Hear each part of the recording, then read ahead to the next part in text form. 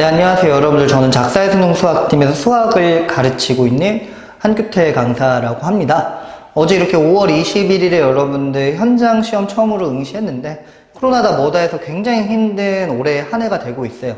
여러분들 공교롭게 지금 고3이고 또 고3의 학부모님들이 이 영상을 보고 있을 수 있는데 어쨌든 정말 이제 수고 많으셨고 어제 학교까지 가서 되게 마스크 쓰고 힘들게 시험 봤을 텐데 정말 고생 많았습니다.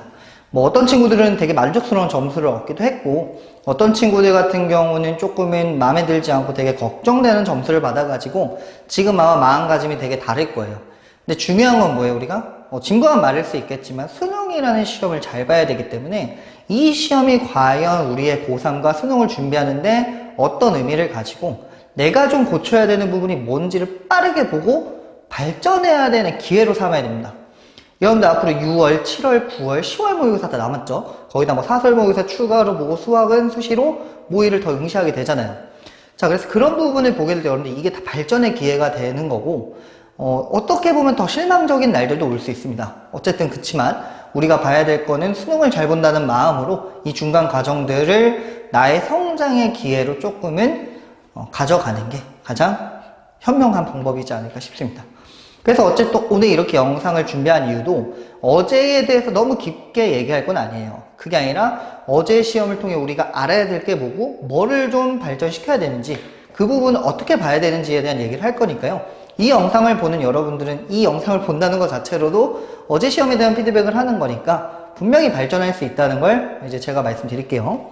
자, 그래서 어쨌든 어제 4월 모의고사에 대한 부분을 이제 설명드리도록 할 텐데 첫 번째로 4월 모의고사가 고3에서 어떤 의미를 갖는지에 대해서 먼저 말씀드리면 어제 4월 모의고사의 시험 범위는 수학원 전범위, 확통은 경우의 수, 미적은 급수까지였어요. 자, 여기 학부모님들 보시니까 쉽게 얘기하면 수원 전범위고 확통은 반절 정도 나왔다고 생각을 하면 되고요. 미적 같은 경우는 8단원 중에 첫 단원 정도 나왔다고 생각하시면 돼요. 1.5단원 정도. 그래서 굉장히 적은 양이 나왔기 때문에 어제 시험 자체가 수능과 굉장히 유사하지 못한 시험이라고 보시면 돼요. 자, 무슨 말이야? 아니, 어차피 수능에 나오는 단원들 본 거 아니냐고 생각하실 수 있는데 이 수능이라는 시험은 완성된 시험이기 때문에 미적, 확통, 수원에 대해서 분포 있게 골고루 출제를 하면서 배점을 배열하는 게 들어가다 보니까 어제 본 시험 같은 경우 수원이 대부분 많이 나왔고 수원에 어려운 문제가 많이 나왔기 때문에 실제로 유사성은 크지 않다고 보시면 될 것 같아요. 그럼 어떤 부분을 보면 돼요? 수원에 대해서 내가 얼마나 잘 아는지에 대해서 측정할 수 있는 시험이라고는 해석이 가능하겠죠? 그거는 조금 이따 더 말씀을 드리겠습니다. 두 번째로는 이 모의고사, 교육청 모의고사가 중요하지 않다는 사람도 있는데 중요합니다. 중요한데 왜 안 중요하다는 말도 나오는 거냐면 평가원이야말로 한국교육과정평가원 그해 수능을 출제하는 기관에서 내는 시험이기 때문에 어떤 지표라든가 올해 문제는 이렇게 될 거야 가이드라인 될 수 있는 시험이다 보니까 평가원 시험이 중요한 거지 모의고사 같은 경우는 사실 연관성이 크진 않다 보니까 이제 중요하지 않다고 생각할 수 있는데 모의고사 자체로도 우리가 볼 수 있는 건 뭐냐면 작년 트렌드는 따라가 준다는 거죠. 그래서 수능의 트렌드를 어제 많이 따라간 시험이었습니다. 그래서 작년 수능과 같이 나왔을 때 내가 중난이도에 약하게 되면 점수가 현저히 낮아질 수 있다. 이런 의의를 보시면 되되 평가원처럼 뭔가 트렌드를 볼 수 있는 시험은 아니라고 생각하시면 될 것 같습니다. 그리고 4월 모의고사 같은 경우는 재수와 N수생들이 없기 때문에 이 시험 자체는 상대평가의 개념보다는 내가 절대 점수를 몇 점 맞고 어떤 단원에 뭘 틀렸고 시험 운영하는 데 있어서 어떤 게 부족했는지 스스로를 재정비할 수 있는 기회 정도로 받아들이시면 좀 좋을 것 같습니다. 그래서 어쨌든 핵심은 뭐냐면 이 시험이 수능의 절대적인 지표라든가 앞으로 우리가 어떻게 될 거라는 예측을 할 수 없는 시험이고요. 그냥 내가 지금 이 본 시험 범위에 대해서 얼마나 잘 알고 있는지에 대해서 다시 분석할 수 있는 시간이고 내가 100분에 30문제 푸는 이 모의고사 스타일을 어떻게 치러 나가야 되는가에 대한 경험적 요소로 생각을 하시면 될 것 같아요. 그래서 어쨌든 본격적으로 그럼 문제 분석에 대해서 할 텐데 문제 분석도 마찬가지야. 이 문제가 이렇게 나왔다가 중요하고 그게 수능의 트렌드라고 보기 힘들고요. 이 문제들이 이렇게 나왔으니까 내가 뭐가 부족했고 어떤 걸 좀 보완해야겠다. 이 측면으로 보시면 좋을 것 같습니다. 자, 그래서 어제 문제 분포를 보게 되면 첫 번째 수원이 18문제가 나왔고요. 확통 6문제, 미적 6문제가 나왔죠. 그럼 여기서부터 벌써 조금 차이가 있는 게 원래는 10 문제 정도 플러스 마이너스 1, 2 정도의 문제로 원래 확통, 수원, 미적이 분포가 되는데 어제는 압도적으로 수원의 문제가 많았고요. 19번, 21번, 28번, 30번처럼 킬러로 분류되는 6가지, 중킬러까지 6문제 중에 4문제가 수원이 나왔기 때문에 실제로 수원 자체가 굉장히 많이 나왔고 수원이 어렵게 나왔다 이렇게 보시면 될 것 같아요. 그 다음에 29번 같은 경우 확통이고 20번도 확통 빈칸이 나왔기 때문에 실제로 미적은 되게 기본 문제로만 나왔기 때문에 어제 시험에 큰 의미는 없고 확통의 고난도 문제 해결과 수원의 고난도 문제 해결에 대해서 내가 잘했는가 못했는가 이 부분을 먼저 확인하시면 될 것 같습니다. 자, 그리고 어제 어려웠다고 되게 많이 반응이 오는데요. 어려웠던 게 맞는데 이제 현실적으로 보셔야 돼요. 그냥 어려웠으니까 못 봐도 돼가 아니라 어제 제가 이제 분석을 다 해본 결과 객관식 같은 경우 18번부터 21번이 어려웠던 문항이 되고요. 조금 더 말씀드리면 18, 19번이 오히려 20, 21번보다 어려웠다는 지금 반응이 많고 실제 제가 보더라도 어려운데 이 부분에 대해서 좀 이따 말씀드릴게요. 그 다음 주관식 같은 경우는 28번부터 30번이 약간의 고난도 문제였습니다. 또 이 부분은 계산이 좀 많았는데 조금 이따 더 말씀드릴 건데 어쨌든 중요한 거는 지금 7문항 정도가 굉장히 어렵게 나왔기 때문에 4점씩 7문항이라는 거는 28점이죠. 그래서 72점에선 스타트할 수 있는 문제였다는 거예요. 왜냐면 나머지 1번부터 17번, 22번부터 26번 같은 경우는 기본 공식을 적절히만 사용하면 크게 고민 없이 풀 수 있는 문제였거든요. 그럼 만약에 내가 70 이하라고 생각을 하면 친구들 잘 생각해 보셔야 돼요. 못 봤다가 끝이 아니라 70 이하라고 하는 친구들은 일단 고난도 문제를 다 틀렸다는 거예요. 그리고 두 번째는 여기서 한두 문제 맞췄어도 무엇이 틀렸냐? 앞에 기본 문제를 분명히 많이 틀렸을 거예요. 근데 여기서 중요한 게 뭐냐면 내가 어려운 문제는 못 풀지만 쉬운 문제는 실수로 틀렸으니까 쉬운 문제는 별거 아니야. 다음에 맞으면 돼. 이렇게 되겠지만 이렇게 생각하면 절대 안 된다는 거예요.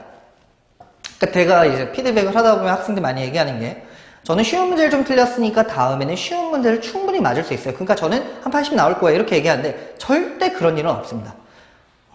그럼 그렇게 점수 올리려면 어떻게 해야 되냐? 내가 틀린 걸 정확히 인정을 하고 이 문제를 왜 틀렸고 이 문제를 암산해서 틀렸는지 아니면 풀이 과정에서 숫자를 잘못 썼는지 그리고 잘 생각해보면 쉽지만 못 푼 문제일 수 있어요. 합리화하면 안 됩니다. 여기서 내가 정확히 못 풀었는데 풀었다고 하면 안 되고 이거 실수로 정말 틀렸나 아니면 정말 내가 대충 알고 있는가 이거에 대한 분석이 필요하고요. 72점 밑에 친구들은 쉬운 문제 왜 틀렸는지 다시 보셔야 되고 그 다음에 72점 이상의 친구들은 일단은 어떤 걸 보면 되냐? 고난도 문제를 거의 못 맞췄다는 거예요. 그럼 이건 뭐가 되냐? 일단 주관식 28, 29, 30에 대한 풀이 능력이 약간은 지금 부족하다고 보시면 돼요.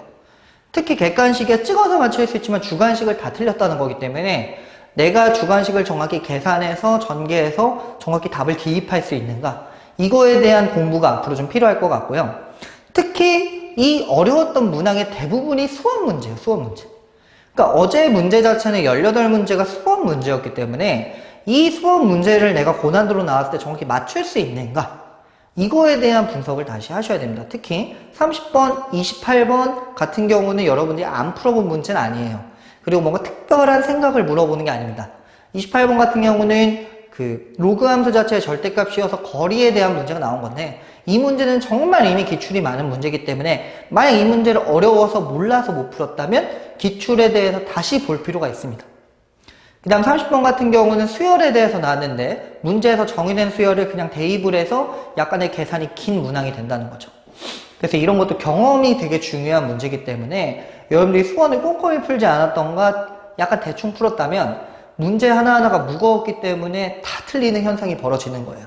그래서 문제는 많이 건드렸지만 맞은 문항이 별로 없는 저득점의 현상이 벌어진다고 보시면 될 것 같아요. 그리고 어제 이제 문제 중에 이제 굉장히 중요했던 부분이 뭐냐면 18, 19번이 제가 아까 어렵다 그랬잖아요. 18, 19번은 거의 16년 만이죠. 그러니까 2004년 이전에 나왔던 삼각형의 활용 문제가 다시 여러분들에게 수능 범위가 되면서 출제된 문제예요. 그러니까 쉽게 말하면 두 개예요. 사인 법칙하고 코사인 법칙. 학부모님들을 위해서 조금 더 말씀드리면 수학 1의 마지막 삼각함수의 마지막 단원인데 이 부분이 근 16년 동안 기출이 없습니다. 기출이 없고 고1 때 배우는 과정으로만 우리가 배웠는데 이게 이제 수능 문제로 나오게 되면 3월달 모의고사도 이게 고난도 문제를 차지하게 됐고 이번에도 이 문제가 18, 19번에 나왔을 때 오히려 20번, 21번보다 어렵게 출제됐다는 거죠. 그래서 분명한 건 뭐냐? 수원은 사실 제가 그냥 편하게 말씀드리면 기존의 지수로그라든가 수열은 기출문제가 많기 때문에 기출 분석만 정확히 되면 돼요, 사실. 그러니까 어제 문제를 많이 틀린 친구들은 뭔가 새로운 걸 풀고 양치기 할 게 아니라 기존 기출이나 지금 실전 작살 문제 있잖아요. 그런 문제들을 깊게 풀고 내가 끝까지 전개해서 답을 내는 과정을 자꾸 연습을 하시면 됩니다. 근데 중요한 건 삼각형 문제는 현재 시중에도 문제가 부족하고 도형적인 요소가 들어가기 때문에 학생들에게 굉장히 난이도가 높을 수 있거든요. 그러니까 충분한 연습이 되면 도형은 쉬워질 수 있는데 연습을 하지 않으면 도형이 가장 어려운 문제가 되는 거예요. 그래서 삼각형에 대한 고민을 분명히 하셔야 됩니다. 물론 저희 작설에서는 이런 부분을 다 문제로 준비하기 때문에 여러분들이 제공을 할 거니까 사실 확실한 해답은 그 문제들을 꼼꼼하게 다시 풀어보는 거, 그리고 앞으로 주는 문제들에 대해서 분석해보는 거, 그리고 수업을 잘 듣는 게 좀 중요하겠죠. 자, 그리고 어제 시험 같은 경우 뭐 킬러를 맞았냐 틀렸냐에 대한 얘기가 좀 있는데 킬러에 대한 의미는 크지 않은 시험입니다. 네. 왜 그러냐면 킬러 문제는 실제로 미적분이 30번과 21번이 차지할 거기 때문에 그 문제가 실제로 뭐 어제처럼 수열이라든가 삼각함수로 나오진 않을 거고요. 이 문제들을 21번, 30번을 어떻게 보면 좋겠냐. 만약에 지금 기하 벡터가 빠진 29번짜리 킬러에 수원이 나온다면 그런 식의 문제들이 나올 수 있기 때문에 계산은 길면서 너무 깊게 물어보지 않는 약간의 중킬러성의 문제가 나올 거기 때문에 내가 중킬러 정도의 문제를 풀 수 있냐 없냐에 대한 척도로 보시면 될 것 같습니다. 네. 그 다음에 또 우리가 어제 시험에서 중요하게 봐야 될 부분은 확통이 좀 어렵게 나왔다는 거예요. 제가 수업 시간에 학생들에게도 많이 얘기했지만 그 3, 4년 동안 지금 수능에 나온 확통 가장 어려운 문제는 중복조합 문제가 대부분이었습니다. 근데 어제 같은 경우는 경우의 수 문제를 이렇게 실생활적으로 29번을 출제했어요. 그래서 문제 자체를 제가 학부모님들 좀 편하게 얘기하면 계산이 어려운 문제가 아니라 정확하게 케이스별로 딱딱딱 구분해서 각 경우를 다 세가지고 더해주는 문제가 되는 건데 이 부분은 주관식으로 나오게 되면 되게 디테일하게 계산을 실수 안 하고 해야 되기 때문에 어려울 수 있다는 거예요. 그리고 20번 같은 경우도 작년 트렌드를 따라간다고 제가 아까 말씀드렸지만 빈칸 확통 문제가 나왔다는 거죠. 그래서 지금 확통의 난이도, 어제 6문제가 출제된 확통 문제 중에 2문제가 이미 준킬러급으로 나왔다. 그래서 어쨌든 중요한 건 뭐냐면 확통에 대한 고난도 대비도 해야 된다고 봅니다. 그래서 이미 확통에 뭐가 마스터된 학생들은 상관없겠지만 확통에 불안한 학생들은 확통을 완전히 등한시하면 안 되고 고난도 문제에 대한 풀이가 들어가야겠습니다. 그래서 전반적인 문제 자체는 신유형이라든가 이런 건 없었고 제가 말씀드린 것처럼 약간 무거운 문제, 계산이나 이런 것들이 많았고 수원 단원의 특성상 계산과 어떻게 보면 문제 전개가 긴 과정이 많아서 학생들의 체감 난이도가 상당히 높았을 거라고 생각은 드네요. 자, 그래서 어쨌든 가장 중요한 건 앞으로 이거를 우리가 어떻게 좀 준비를 해야 되는 건데요. 자, 첫 번째 먼저 말씀드리면 대전제가 이거예요. 여러분들 수능을 준비한 학생이기 때문에 수능을 준비하셔야 됩니다. 자, 무슨 말이냐? 어제 시험 못 봤죠? 첫 번째 얘기하는 거예요. 어제 시험 수원이 많이 나왔습니다. 그럼 내가 수원이 약하네? 이 사고가 들 수밖에 없어요. 오답을 한 친구들은.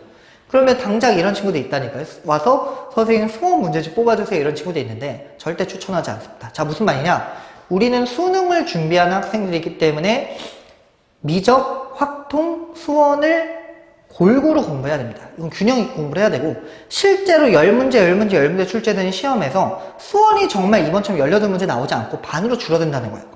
그 말은 뭐냐면 2점, 3점, 4점에 적절히 분포해야 되는 시험 특성상 수원의 어려운 문제는 실제로 2-3문제밖에 나오진 않을 거예요, 실제로.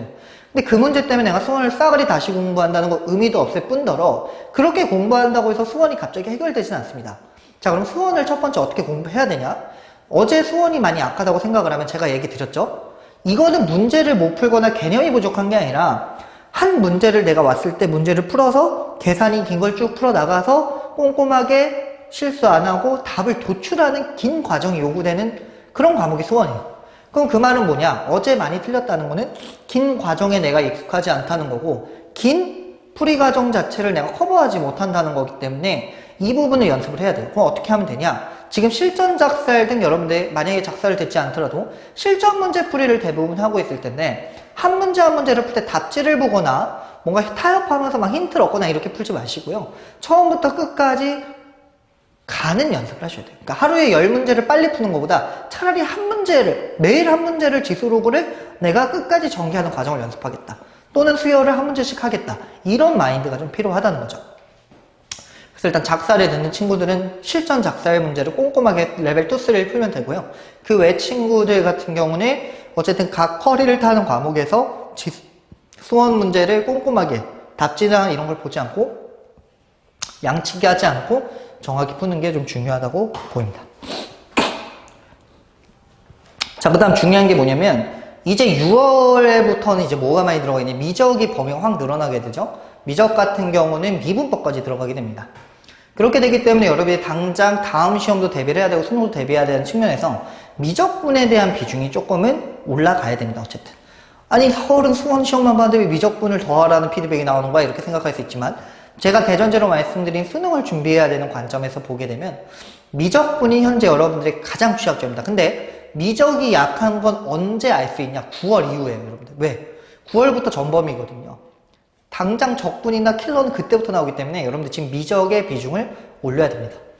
어제 시험에서 수원 크게 특별하게 나오지 않고 기본 공식과 긴 전개 과정만 커버하면 된다는 숙제를 준 거예요, 어떻게 보면.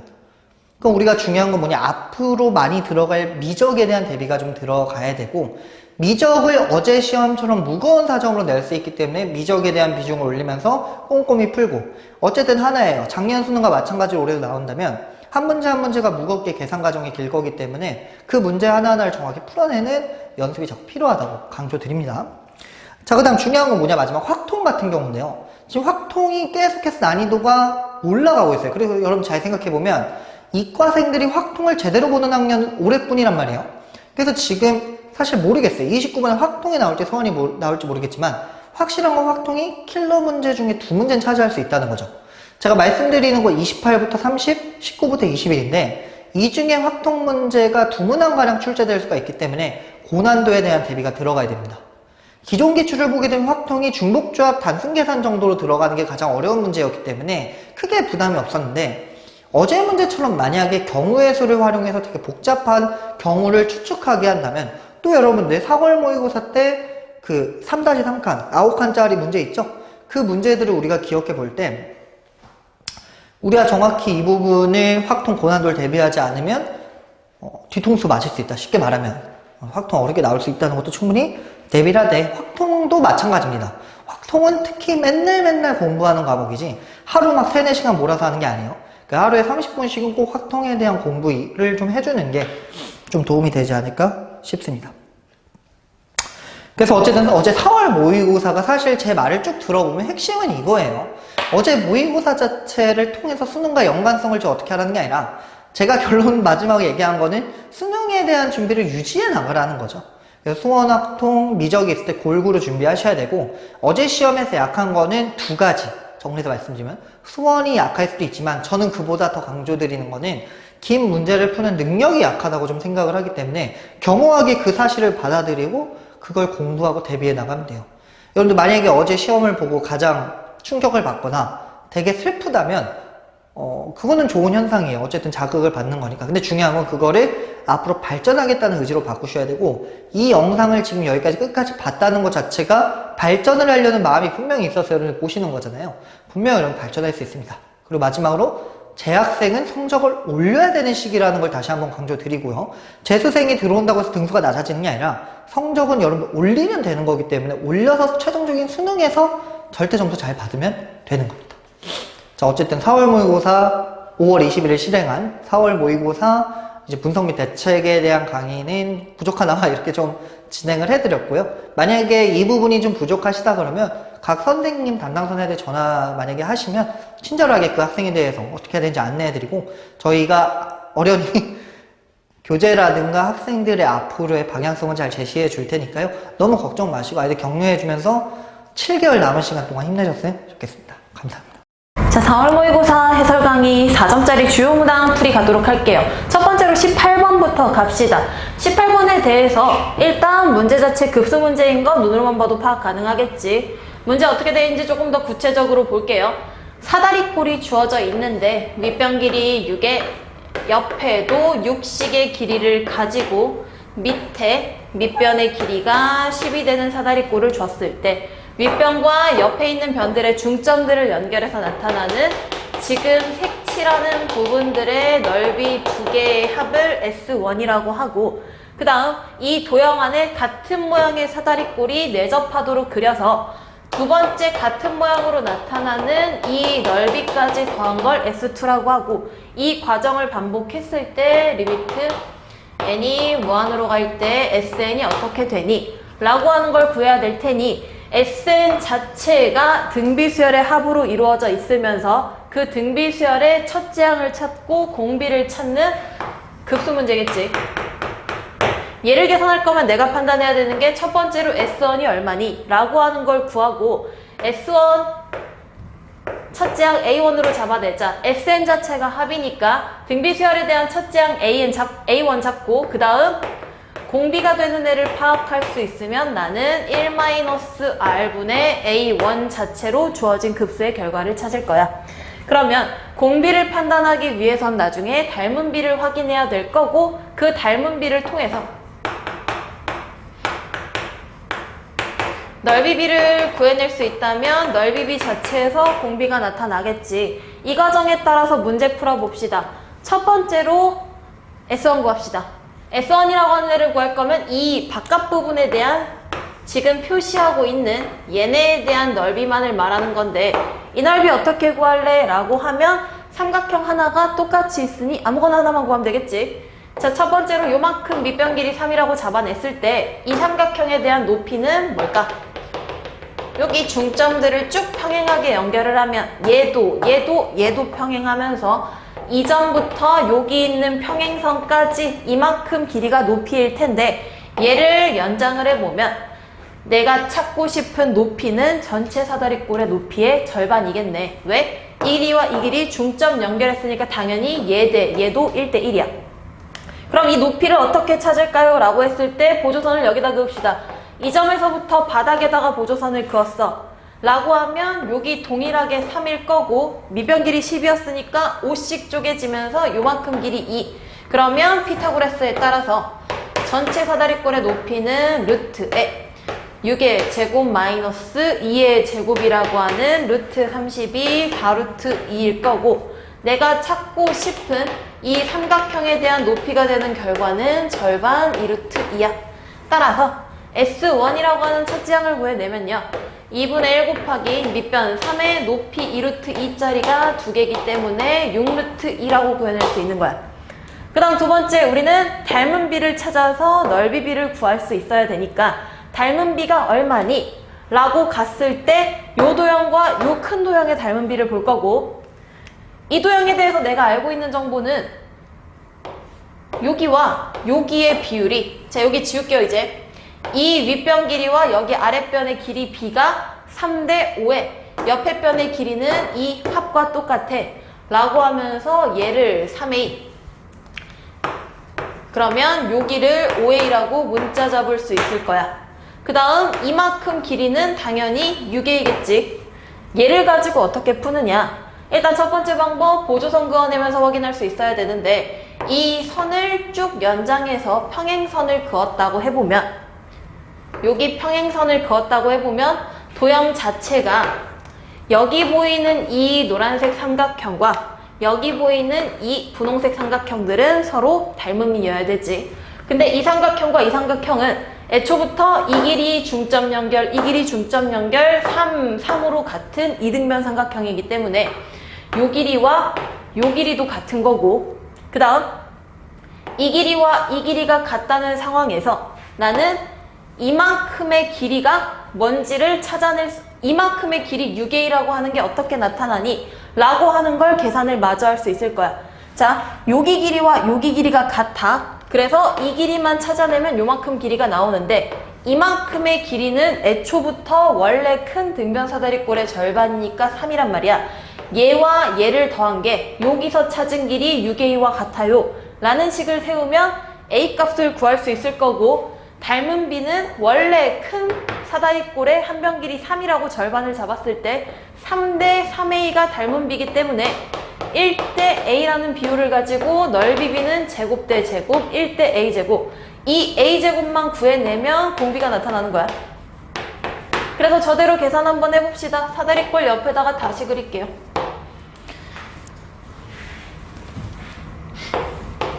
자, 조그맣게 그리자. 여기 사다리꼴이 있을 거고 중점 중점 연결해서 나타난 애에 대해서 반쪽만 볼 테니까 여기 평행하게 다시 한번 그으면서 여기 보조선까지 그었어.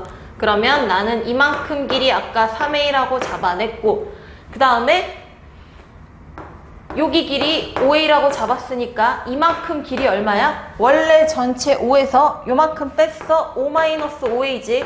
그러면 나는 이 선과 이 선 평행해. 그 다음에 당연히 얘네도 평행해야 되기 때문에 여기서 나타나는 윗변의 길이도 5-5A야.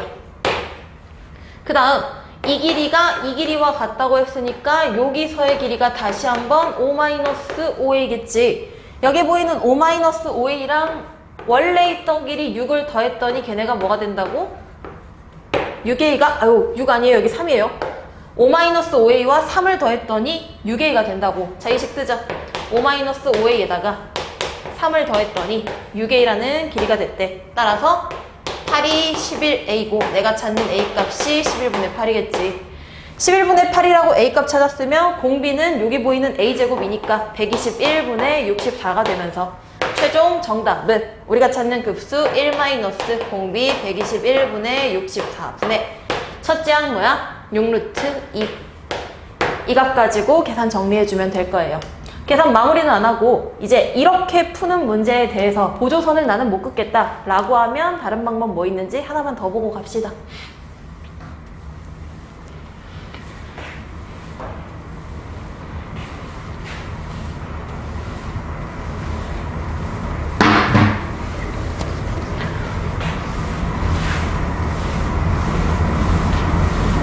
자, 같은 도형에 대해서 갈 거니까 빠르게 그림 그리고 갈게요. 자, 여기 길이 6에 여기 길이도 6, 이 길이 10이라고 하는 거 동일하고 중점 중점 연결해내서 이쪽에 나타나는 넓이들이 얘와 얘의 넓이를 더한 거 자체가 뭐였어? 6루트 2가 되는 거 알고 있지? 그 다음에 높이도 아까 처음에 이 넓이 구하기 위해서 찾았어요. 계산하고 나면 4루트 2가 된대. 그리고 나서는 내접하는 도형을 그려냈을 때 나는 이 도형에 대해서 여기가 6이라고 잡혀놨을 때 여기 3A, 여기 5A의 비율 가지는 건 동일할 거고 여기서 아까와 마찬가지야. 공비를 찾기 위해서는 일단 닮은 비가 아까 얘기했지 1대 A가 되는 걸 먼저 찾을 수 있어야 돼. 그래서 A 값이 얼마니? 라고 가야 될 거야. 보조선 긋는 게 보이면 가장 좋은데 혹시라도 보조선이 안 보여. 그러면 나는 이 문제에 대해서 뭘로도 풀 수 있냐면 좌표평면을 도입해서도 풀 수 있어야 돼. 자, 이 점 좌표 보자. 얘를 내가 원점으로 삼아냈어 라고 하면 이 점 좌표는 5,4루트 2라고 생기는 거고 그 다음 요 점 좌표 봐봐. 아까 수선의 발 내렸을 때 이 길이가 2였고 이만큼이 3이 요만큼이 3이었으니까 자 이만큼의 좌표는 2,4루트 2. 그러면 중점을 연결한 이 점 좌표는 1,2루트 2. 좌표를 왜 얘기하느냐? 보조선을 그을 수 있으면 가장 좋은데 혹시라도 안 보인다 치면 나는 이 직선에 대해서 이 직선을 찾아서 얘와 만나는 점의 좌표가 이 점이야 라고 해서 판단을 한다든지 혹은 이 점 좌표를 원래 중심에 대해서 5-3a라고 x좌표 잡을 수 있고 높이 잡을 수 있으니 이 내가 잡아놓은 점의 좌표가 이 직선 위야 혹은 이 직선 위야 라는 여러 가지 방법으로 문제를 풀 수도 있을 거야. 그래서 좌표 하나씩 잡자. 처음에 큰 사다리꼴이 이만큼 길이가 3이라고 했을 때 전체 높이가 4루트 2였어. 그러면 요만큼 길이가 3a라고 했을 때 요만큼의 높이는 4루트 2의 a겠지. 그러면 여기 내가 표시하고 있는 P점이라고 해볼까? P점 좌표는 이 길이가 3a라는 거밖에 모르니까 요 점 좌표 x좌표 5를 기준으로 5-3a, 4루트 2의 a라고 하는 점이 돼. 근데 이 점이 어디에 있냐면 요 두 점을 지나는 직선 위의 점 혹은 이 점을 지나는 직선 위의 점이 될 텐데 이 점 눈으로 보기가 쉬우니까 요 직선으로 가자. 자, 저기 보이는 직선 y라고 하는 애는 기울기가 이 점과 이 점을 지날 때의 기울기예요. 그래서 4분의 2루트 2에 아무거나 지나는 한 점 넣으면 되는데 1,2루트 2 넣어볼까?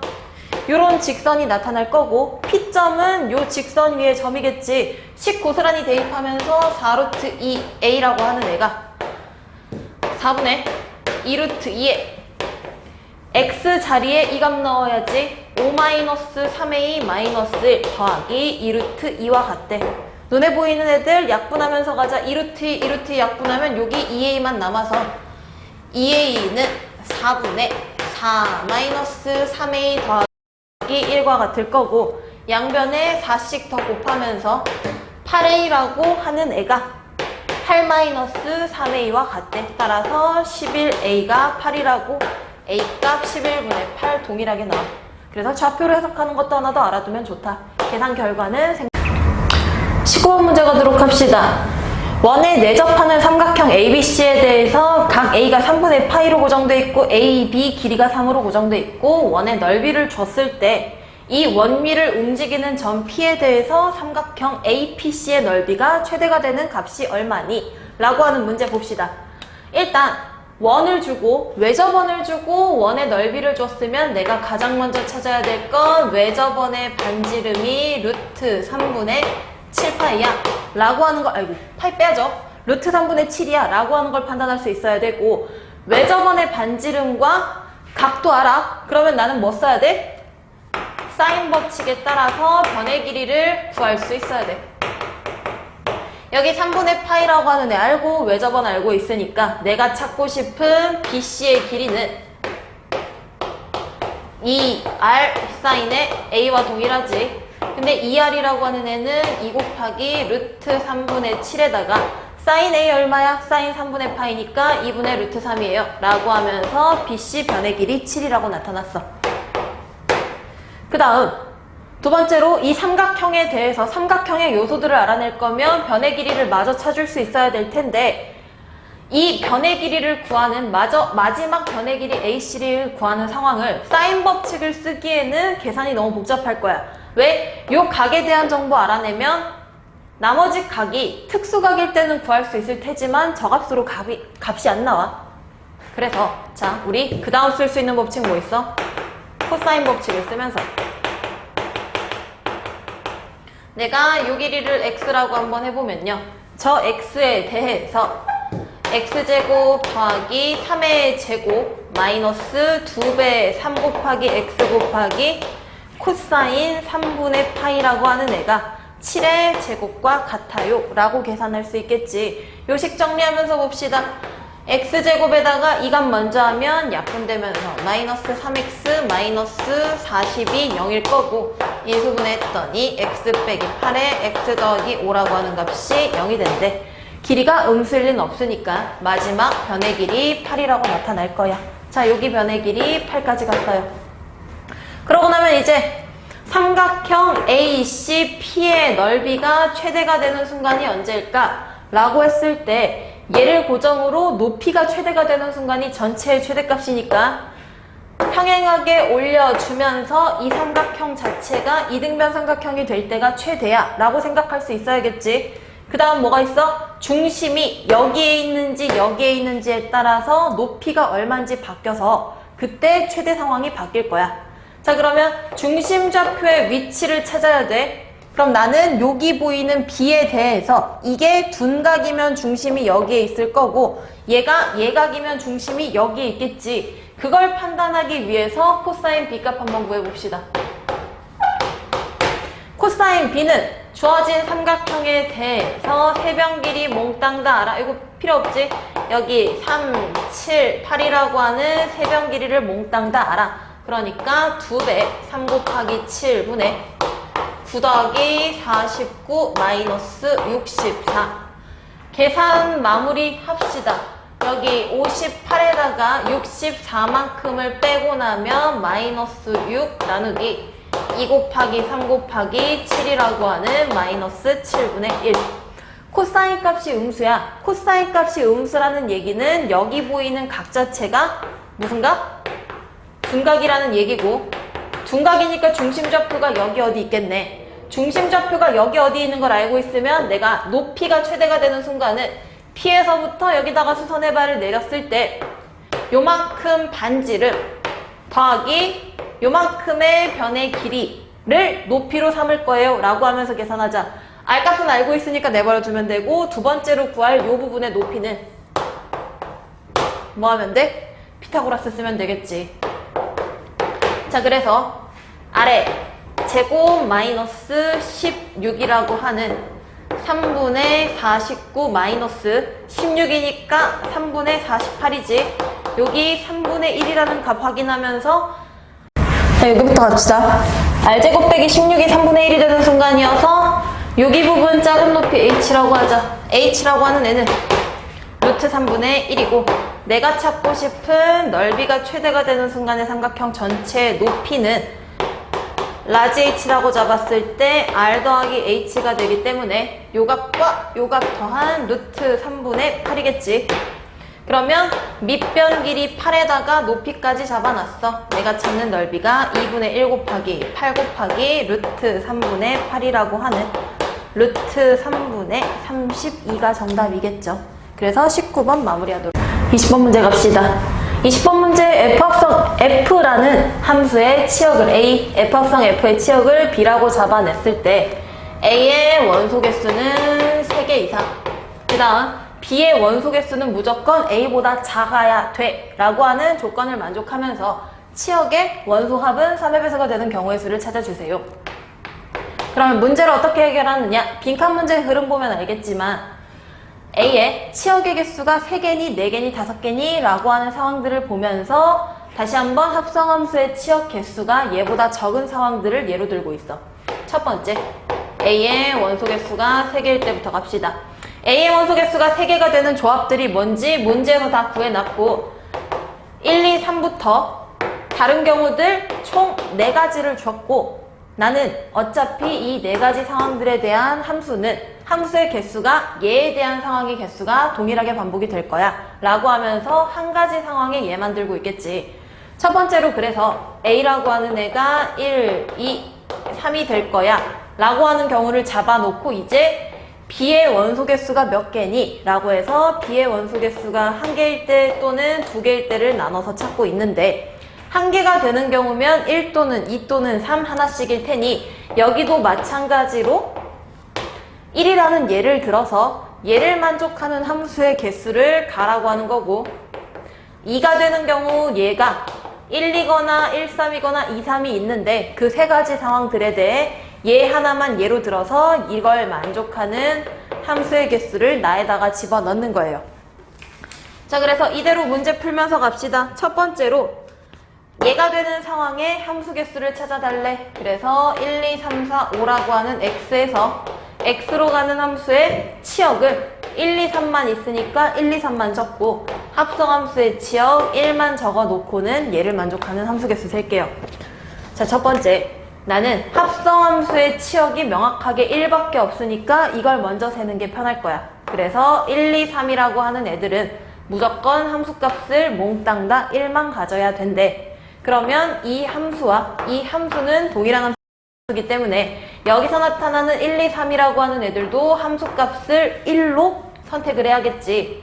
그러면 4와 5의 함수값을 결정을 해야 되는데, F의 치역이 1, 2, 3이 되려면 2와 3도 무조건 한 번씩 선택받아야 됐고, 선택을 안 한 애들이 2개, 선택을 받아야 되는 애가 2개이기 때문에 얘에서 얘네로 함수값을 결정하는 경우는 누가 2를 갖고 누가 3을 가질래? 라고 하는 2가지만 존재할 거야. 그래서 첫 번째 가에 들어가는 값은 2래요. 마찬가지 방법으로 나에 들어가는 함수 개수 찾아봅시다. B가 1, 2가 되는 경우라고 예를 든다 했으니 똑같이 1, 2, 3, 4, 5에서 1, 2, 3으로 가는 함수 F를 확인을 하고, 다시 한번 여기서 1, 2라고 하는 치역을 갖는 합성함수들을 바라봤을 때 내가 찾아야 되는 애들은 1, 2, 3이라고 하는 애들의 함수값이 1 또는 2인데 무조건 1과 2를 하나씩은 선택을 했어야 돼. 그러면 나눠줄 수 있는 상황 뭐야? 1, 2, 3이라고 하는 3개 중에서 어떤 거 2개는 1 또는 2를 선택, 나머지 하나는 남은 값을 선택을 하겠지. 함수값 선택하는 원소의 개수를 2개와 1개로 쪼개놓고 그러면 한 개가 되는 애 뽑는 게 더 쉽지. 전체 세 개 중에 하나 뽑아 3가지. 그 다음엔 그 뽑아놓은 한 개가 3이라고 해보자. 1을 가질래, 2를 가질래 결정을 해야 돼. 선택하는 화살표가 보면 얘 또는 얘 2가지 중에 하나여서 골랐어. 그 다음 나머지 1, 2라고 하는 애는 2를 골랐어 라고 함수값이 결정된다 치면 여기도 마찬가지로 같은 함수니까 1, 2는 2를 골랐을 거고 3은 1을 골랐겠네. 그럼 나는 이제 뭐 결정해야 돼? 4와 5에 대한 함수값을 결정해야 돼. 선택받은 애들이 F에서 F로 갈 때 명확하게 아는 애는 1과 2가 선택받았어요 라고 하는 것밖에 없으니 4와 5 중에 누구 하나는 반드시 3을 선택해야겠지. 자, 그럼 가능한 경우들 따져보자. 3을 함수값으로 가지는 애들이 반드시 하나는 있어야 되니 2개 중에 하나를 골랐다고 쳤어.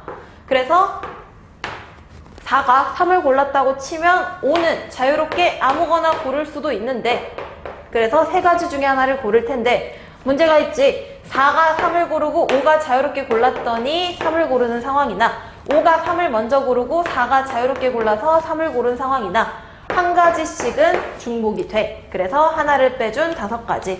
나에 들어갈 경우의 수 따져보면 6 곱하기 5라고 하는 30가지가 답이다.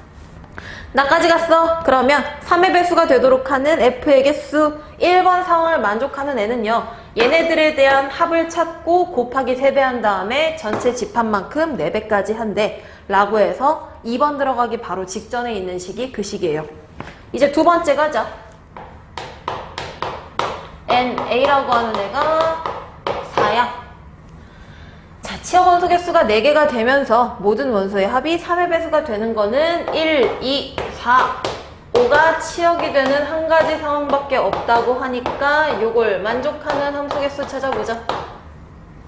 그럼 B에 대해서 이제 B의 치역의 개수는 1, 2, 4, 5 중에 개수가 줄어야 되니까 1개거나 2개거나 3개거나까지밖에 안 될 텐데 1개, 2개, 3개를 아까처럼 찾는 것보다는 이번에는 전체 조건을 만족하는 애들 중에서 B의 치역이 4개가 되는 경우를 제외해버리는 게 편하겠지. B의 치역이 4개가 되는 경우를 제외한다고 생각을 하면서 전체 경우는 뭐냐? 일단 A의 치역 원소가 얘네로만 이루어져 있는 애들 중에 빼야 되는 거야.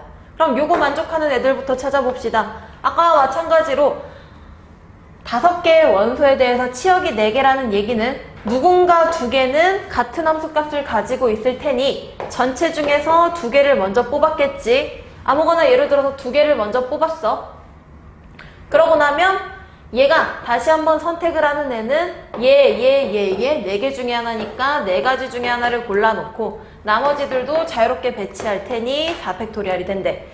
2개는 같은 함수값, 나머지 2개는 같은 함수값을 가지면서 함수값을 누구를 가질래? 라고 결정하는 전체 경우가 있었다고 하면 맘대로 연결할게. 예를 드는 게 가장 편하니까 3이 2 골랐고 4가 4 골랐고 5가 5 골랐다고 치면 여기 보이는 아이들에 대해서는 치역이 4개가 되는 상황이 없지.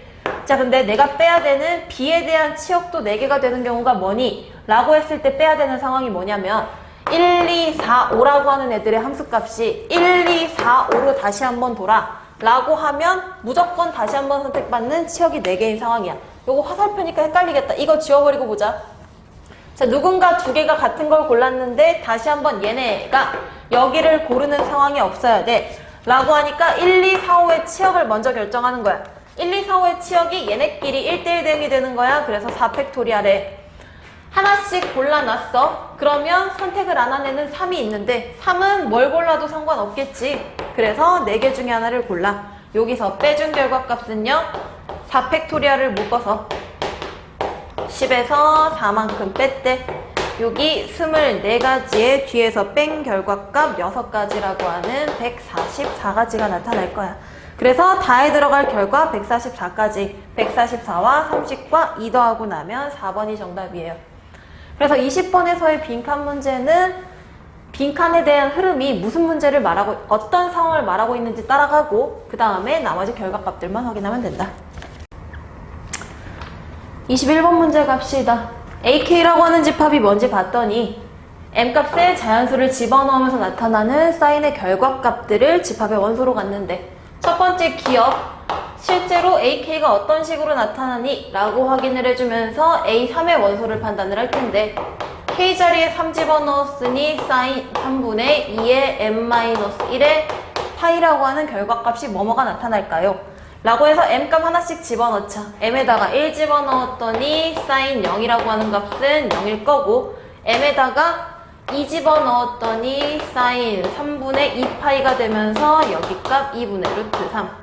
그 다음 여기다가 3 집어넣었더니 사인에 3분의 4파이가 되면서 마이너스 2분의 루트 3 있고 여기다 4 집어넣는 순간부터는 제자리로 돌아갈 테니 원소는 여기서만 반복이 되겠네. 따라서 A3의 원소들은 이렇게 구성 3개 기억 맞는 답이다. 두 번째 니은 AK의 원소에 1이 포함돼. 얘를 만족하도록 하는 두 자리 자연수 K의 개수가 22개니 1이 AK의 원소가 돼야 돼 라고 하면 사인의 값이 언제 1이 되니를 따져야 되는데 사인의 값은 사인 2분의 파이지.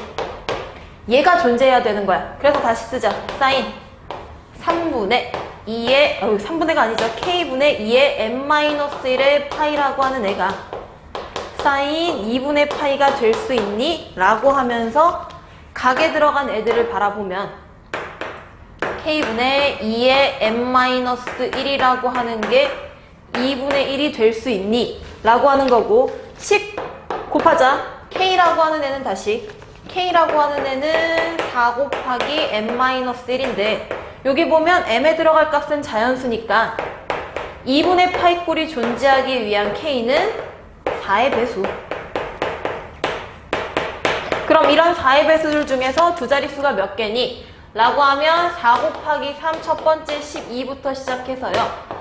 4 곱하기 25라고 하는 애는 100으로 세 자리로 넘어가니까 얘 직전까지 4 곱하기 24까지만 가능하겠네.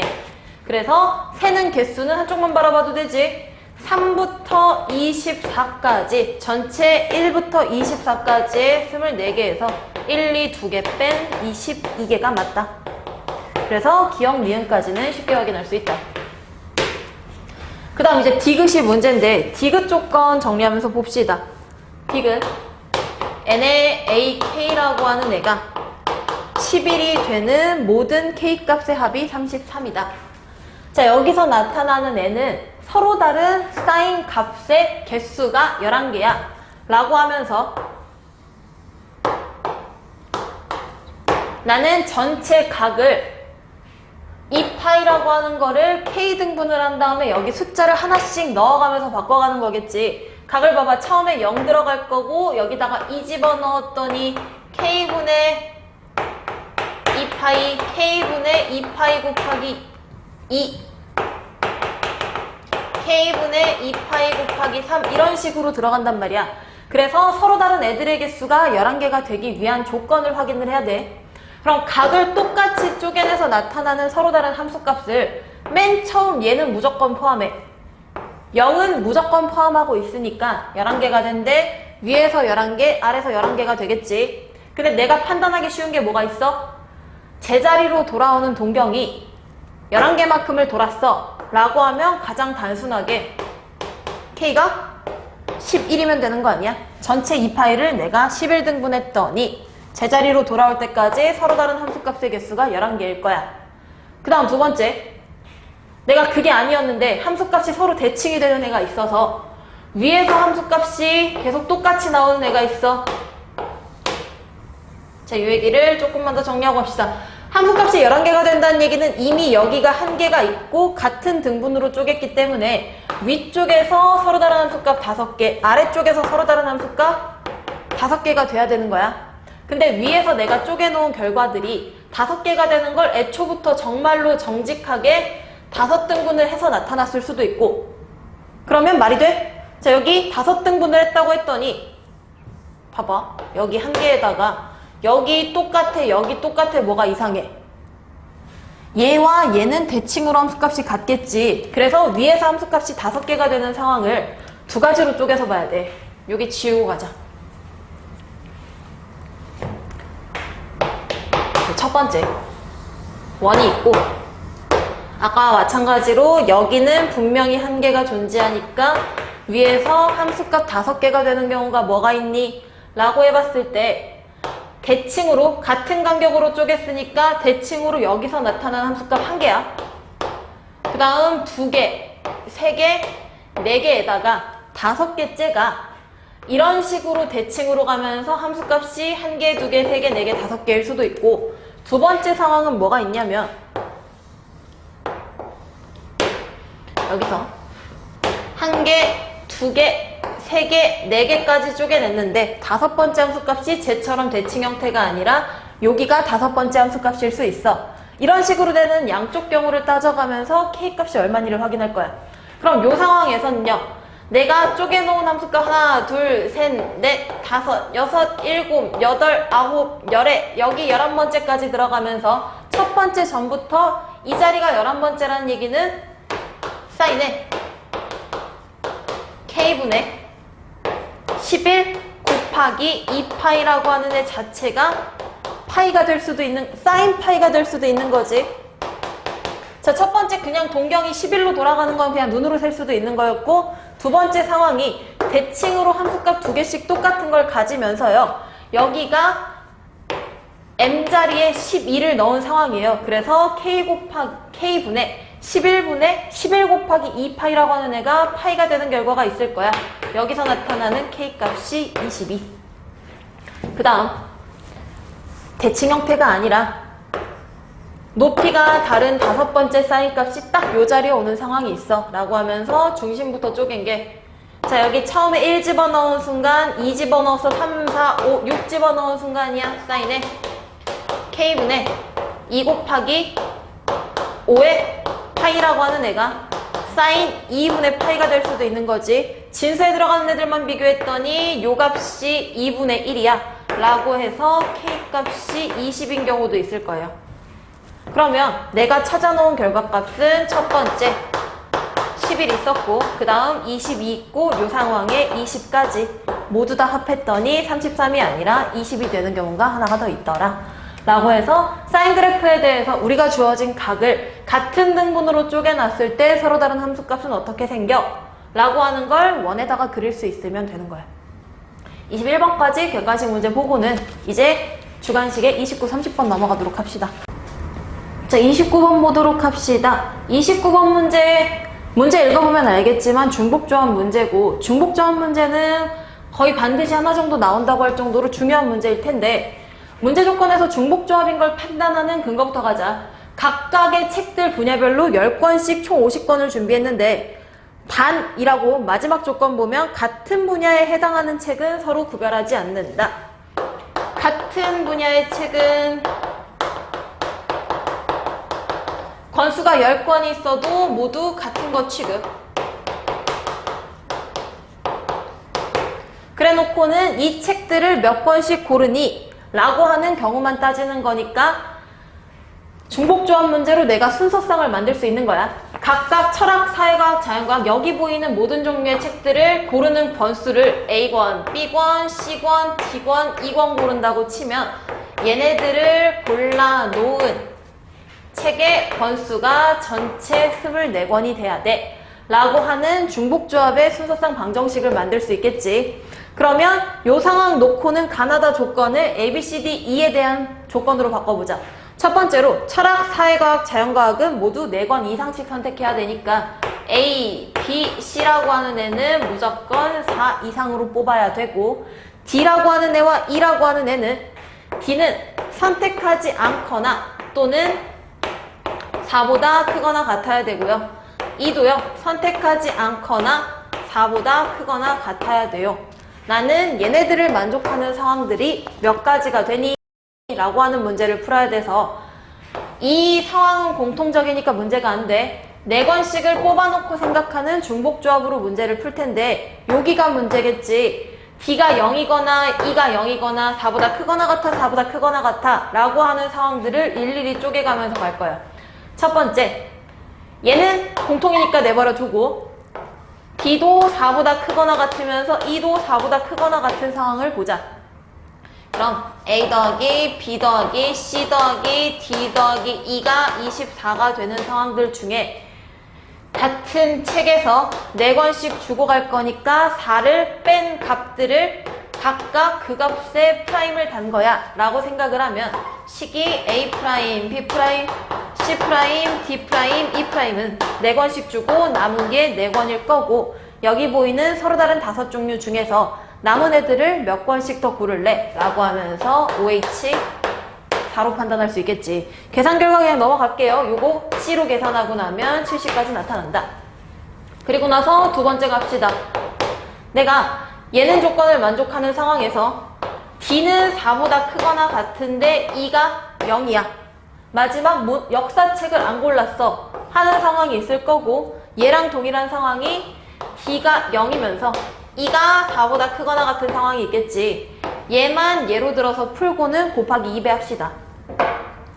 자, 여기서도 A 더하기 B 더하기 C 더하기 D가요 24가 되는 애를 찾을 건데 4권씩 주고 시작을 할 테니까 여기랑 마찬가지로 A 프라임, B 프라임, C 프라임, D 프라임 값이 8이 되는 경우를 찾을 거고 얘를 만족하는 순서상 개수는 서로 다른 4개 중에 중복을 허락해서 8개 뽑았어 라고 하면 되는데 문제가 있지.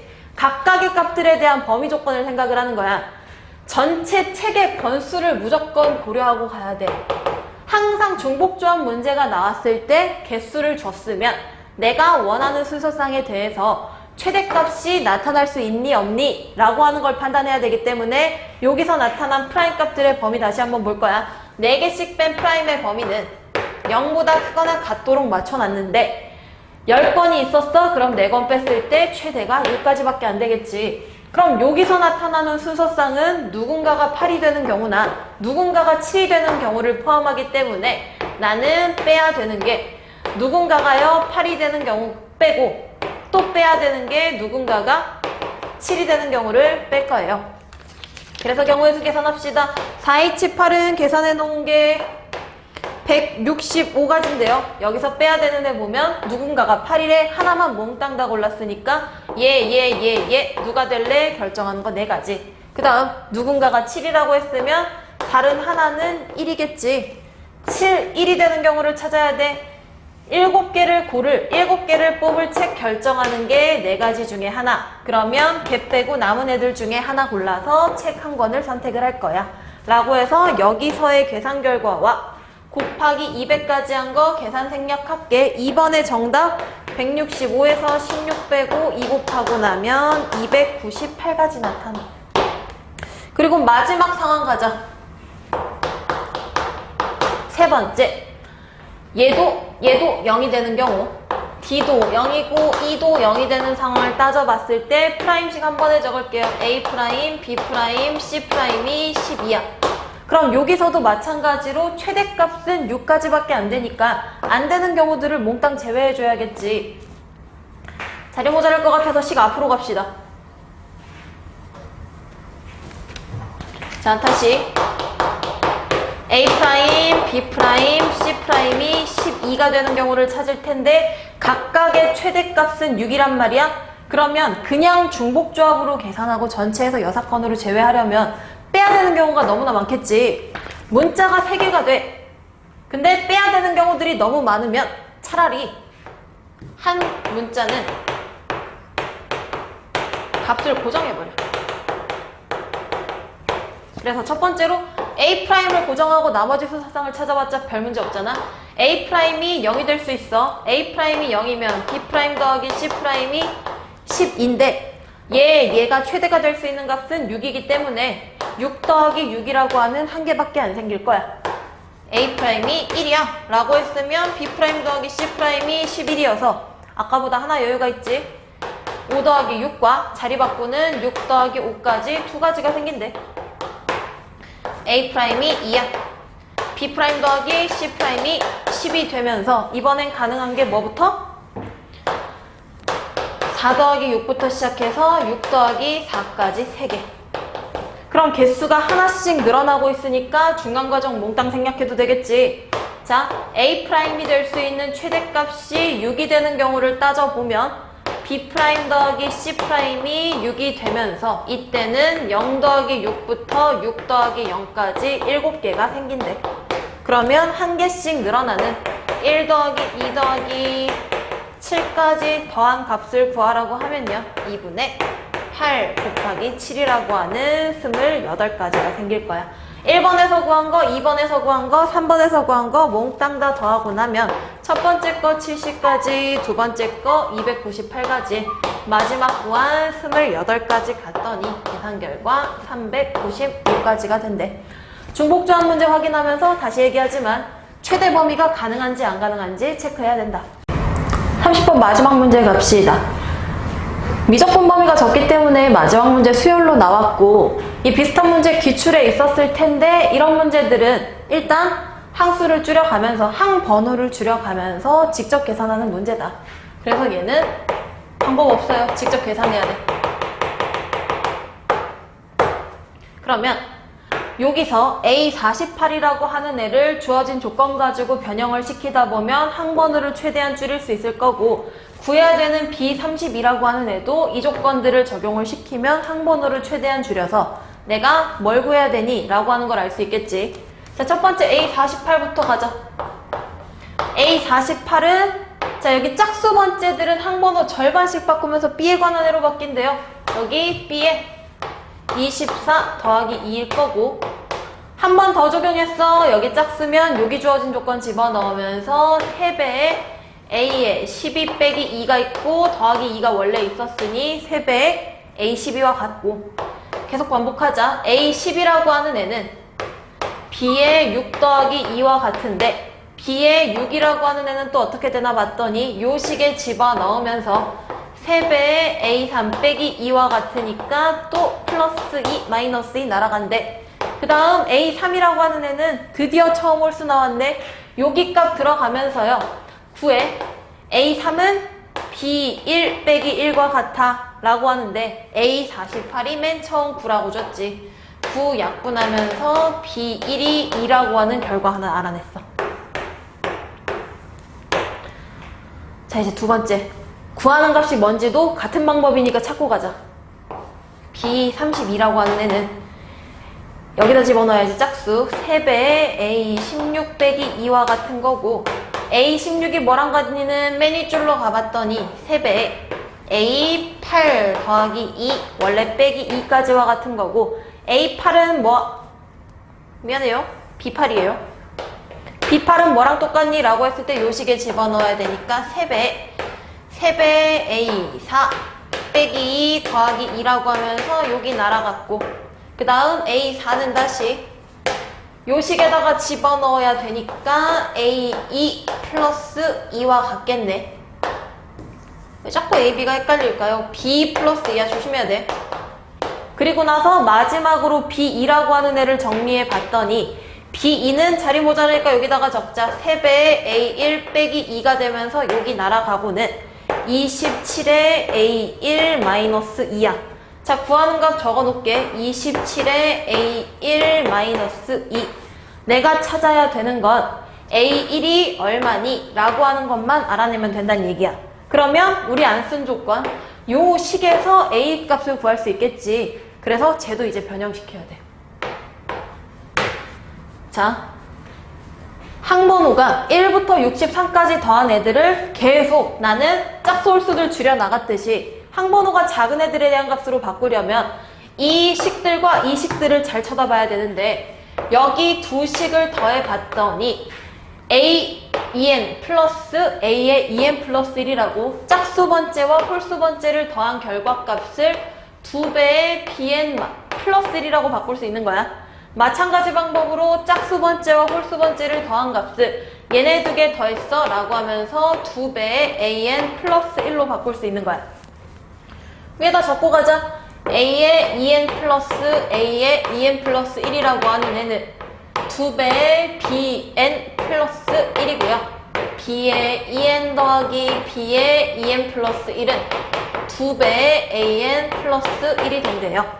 얘네들을 생각하면서 첫 번째로 이거부터 바꿔볼게. 시그마 n이 1부터 63까지의 an이라고 하는 애를 보면 시작 지점이 짝수부터 시작을 해야 돼. 짝수부터 시작하는 건 내가 변형할 수 있으니까 A1을 뜯어놓고 나머지 아이들을 2, 3, 4, 5 이렇게 되는 애들을 두 개씩 묶어내면 쌍이 몇 개야? 62개를 쌍으로 묶었으니까 31개겠지. 1부터 31까지의 A의 2n 더하기 A의 2n 플러스 1이라고 하면 지금 이 식이나 완벽하게 같은 식이고 여기 보이는 두 값에 대한 합을 얘로 변형을 시킬 수 있는 거야. 그래서 바꿔보자. A1은 뭔지 모르니까 내버려 두고는 뒤에 있는 애가 시그마 n이 1부터 31까지의 2배의 bn 플러스 1이 돼요. 그러면 나는 이 식에다가 n이 1부터 31까지의 bn을 빼서 나타나는 155라는 값이 뭐랑 똑같냐면요. 얘에서 이걸 빼고 있는 거야. 근데 이 식을 전개를 해봤더니 숫자가 bn을 1부터 31까지 넣은 게 두 개가 있고 뒤에 31을 더 더하는 거잖아? 그래서 A1에다가 시그마 n이 1부터 31까지의 bn이 두 개 중에 하나 뺐어. 하나 남았고 뒤에 상수 31 더한 결과로 바뀌어. 이 식 이항하면서 계속 변형하자. 155에서 31만큼 뺐으면 124 더는 A1 더하기 시그마 n이 1부터 31까지 bn이래. 같은 방법으로 이것도 또 변형해야 돼. 얘를 위의 방법과 똑같이 변형한다 치면 얘는 다시 B1만 뜯어 놓고는 나머지 30개를 두 개씩 세트로 묶으면 요 식으로 변형할 수 있겠지. 두 개씩 묶어서 15쌍이 생겼는데 걔네들이 2배의 AN 더하기 1로 바뀔 거야. 그래서 여기서 나타나는 게요. A1은 뭔지 모르고요. B1 값은 2라고 아까 열심히 구했어요. 그리고 나서는 2배의 시그마 n이 1부터 15까지 an 더하기 뒤에 상수 15가 된대. 계속 정리해가면서 반복적으로 계산하는 문제야. 그래서 조금 더 편하려면 상수값들 이항하고는 가자. 124에다가 17 빼고 A1만큼을 뺀 결과값인 110, 107이라고 하는 애 마이너스 A1은 2배의 시그마 n이 1부터 15까지 an과 같아. 여기도 같은 방법으로 구해내면 뭐가 되냐면 이 앞에 원래 있었으니까 놓고 여기다가 A1 더하기 시그마 n이 1부터 두 개씩 묶었으니까 7개겠지. 7에 뭘로 바뀌어? b에 2n 플러스 1로 바뀌는 거고 여기에 있는 값은 2a1 더하기 상수부터 쓰자 7이 뽑아져 나왔고요. 그 다음에 2배까지 했어요. 그 다음 얘와 얘를 곱한 거니까 4배의 시그마 n이 1부터 7까지의 bn과 같아요. 그러면 또 이항해가지고 정리 한번 하자. 107에서 14 빼고 3a1을 뺀 게 4배의 시그마 n이 1부터 7까지의 bn과 같아. 그러면 계속 가야 돼. 4배 b1이라고 하는 이거 있고 시그마 n이 1부터 묶었어 3개의 2배의 an 더하기 1이야. 마찬가지 계산 과정 여기다가 쓰자. 식만 먼저 옮겨올게요. 107에서 14만큼 뺐으니까 93에다가 3a1만큼을 뺀 게 뭐랑 같았냐면 전개하면서 8 더하기 8배의 시그마 n이 1부터 3까지의 an이 있고 그 다음 상수값 더하기 12까지 있네. 20만큼 또 넘기고 나면 73 마이너스 3배의 a1이 8배 시그마 n이 1부터 3까지의 an인데 여기는 그냥 손으로 계산하는 게 편할 것 같아. 8배 놓고 a1 더하기 a2 더하기 a3이잖아. a2 더하기 a3이 뭐랑 같다고? 요 조건 적용시키고 나면 2배의 b1 더하기 1이라고 하는 5와 같다고. 그래서 8에 a1 더하기 5라고 하는 값이 요 값과 같아. 넘겨서 정리해주면 73에서 40만큼을 뺀 게 11a1이 될 테니 33이 11a1이야. 따라서 a1 값이 3이야 라고 하는 계산 결과까지 만들 수 있어요. 그래서 계산 마무리하고 나면 요 값에다가 집어넣으면 끝나. 81 빼기 2라고 하는 79가 정답. 30번은 정말 적용하는 문제야. 일일이 계산을 직접 해보는데 여기서 알아야 될 게 뭐냐? 홀수 번째, 짝수 번째를 나눠 놓은 애가 있고 번호가 줄어든대 라고 하면 두 쌍씩 묶어서 항번호가 큰 애들에 대한 합을 계속 줄일 줄 알아야 되고, 짝수 번째든 홀수 번째든 준 애들에 대한 결과값도 어떻게 가느냐? 여기 주어진 조건식을 짝수일 때 홀수일 때를 적용하면서 간단한 식으로 만들어서 A1과 B1이라고 하는 첫째 항을 활용해야 된다 라고 하는 거 생각해주면 될 것 같아요.